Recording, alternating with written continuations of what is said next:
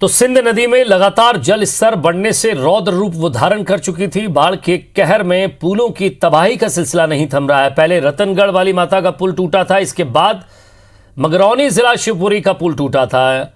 इंदुरखी गांव का पुल सिंध नदी ने तोड़ दिया। अब मध्य प्रदेश की सीमा में भिंड के जमखौली गांव का पुल भी टूट गया है। जिले का संपर्क कई गांवों से टूटा हुआ है, सड़कें कट चुकी हैं। तो दूसरी तरफ शिवपुरी अब जलपुरी में बदल चुका है।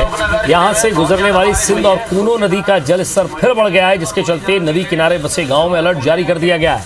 लोगों से सुरक्षित स्थान पर जाने के लिए कहा गया है।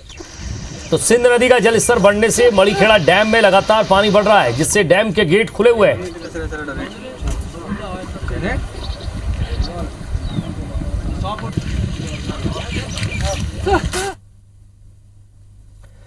और मध्य प्रदेश में आई भीषण बाढ़ पर सियासत भी जारी है। कमलनाथ के बाढ़ प्रभावित क्षेत्रों में दौरा और सरकार पर आरोप है कि मुख्यमंत्री शिवराज सिंह चौहान समय पर नहीं पहुंचे और यहां पलटवार भी किया। उन्होंने कहा है कि कमलनाथ के दौरों पर कोई आपत्ति नहीं, लेकिन कांग्रेस जैसा व्यवहार कर रही है वो सही नहीं है। गुना में कलेक्टर एसपी रेस्क्यू में लगे थे। मैं खुद रेस्क्यू का अपडेट ले रहा हूं और कांग्रेस नेता ये कह रहे हैं कलेक्टर एसपी ज्ञापन ले। अब कलेक्टर एसपी ज्ञापन ले या लोगों को बचाएं। मैंने देखी नहीं और बड़ा दुख है। आज और कांग्रेस केवल आरोपों की झड़ी लगा रही है, ट्वीट करते रहते हैं दिन भर बस, और वहां जिद कर रहे हैं। गुना में कलेक्टर एसपी बचा रहे हैं लोगों को, और वहां ये कहा जा रहा है कि नहीं कलेक्टर आके ज्ञापन लें। अब ज्ञापन लें कि लोगों को बचाएं।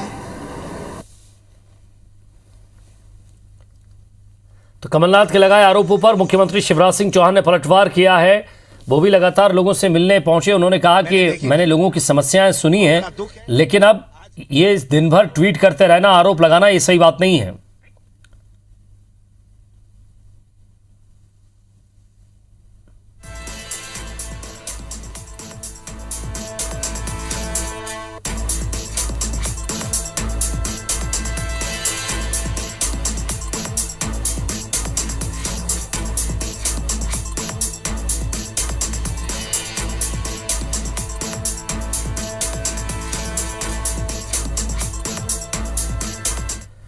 और मुरैना से हमारे संवाददाता हमारे साथ बने हुए हैं। जरा वहां मुरैना चलते हैं, क्या स्थिति है। सत्येंद्र सिंह तोमर हमारे संवाददाता हमारे साथ हैं। सत्येंद्र, मुरैना में भी लगातार बाढ़ की स्थिति उसके आसपास के इलाकों में थी, अब धीरे धीरे पानी उतर रहा है, लेकिन एक बार फिर कहा जा रहा है कि आसपास की नदियों में फिर जल स्तर बढ़ रहा है। क्या स्थिति है? क्या अभी भी लोग फंसे हुए हैं? क्योंकि बाढ़ के पानी उतरने के बाद सिर्फ और सिर्फ दलदल और कीचड़ दिखाई दे रहा है।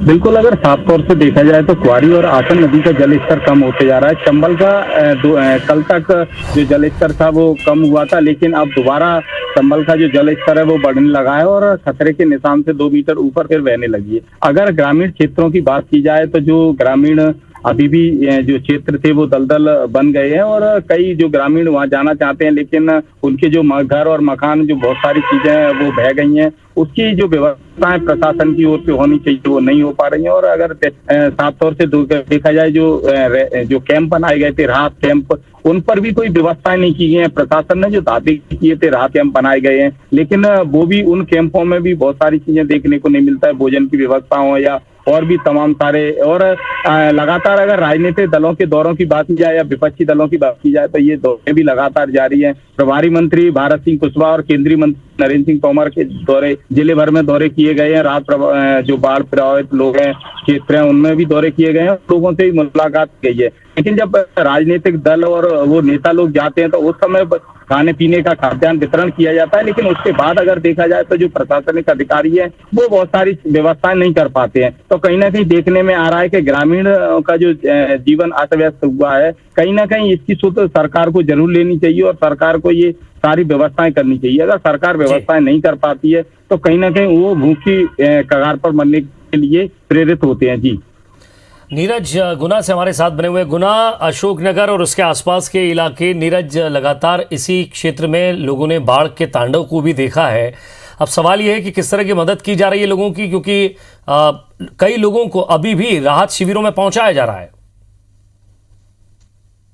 जी बिल्कुल, जिस तरह से पानी जिस तरह से बढ़ा था और लगातार बारिश के कारण जल स्तर नदियों में बढ़ा, तो इसके बाद में कहीं न कहीं हालात बद से बदतर होते चले गए और कहीं न कहीं प्रशासन ने जो व्यवस्थाएं कर रखी थी उन तक पहुंचने में काफी देर हुई, क्योंकि उसकी वजह ये थी कि जो ग्रामीण क्षेत्रों में सिंध नदी और पार्वती नदी है, वहां तक पहुंचने में प्रशासन को समय लगा, क्योंकि ग्रामीण क्षेत्रों में जल स्तर एकदम से बढ़ने के कारण जो है व्यवस्थाएं प्रॉपर उनके यहाँ तक नहीं पहुंच पाई। और यही कारण है कि गुना जिले में आपने देखा कि लगातार 200 जो लोग हैं वो एक